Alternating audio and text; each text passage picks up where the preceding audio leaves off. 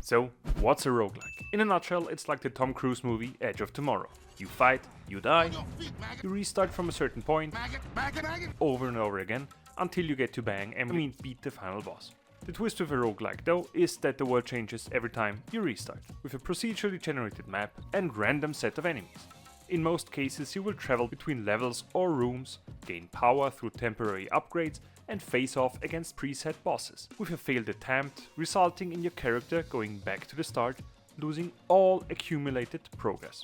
The traditional roguelike genre came from the 1985 game Rogue, which next to the mentioned map progression and permadeath had a grid-based movement, turn-based combat and many more features. These gameplay elements combined would reward a game with the roguelike tag.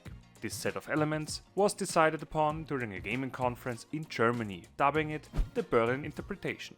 But since the gaming community felt that this term was a bit too restrictive, another subgenre was created, namely Roguelite. This term could be used for every game that has many, but not all elements of the Berlin Interpretation. Therefore, a game with permadeath and procedural mapping in its core is a roguelike, but due to it being a side-scroller like Dead Cells, it is also a roguelite, meaning that not every roguelike is a roguelite, but every roguelite is a roguelike, just like not every person is a dick, but every dick is a cat.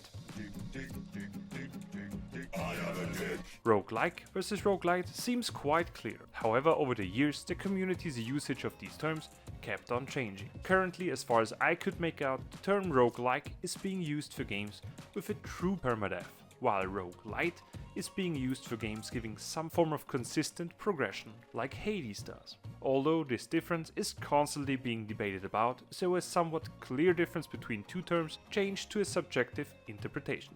And that's where you come in. What is your opinion of the difference between roguelike and roguelite? Let me know in the comments, as well as any other game genre and term you want me to dissect, like the R-rated version of Kiss the Frog. Like, share and subscribe to my channel, and last but not least, have a great day or evening.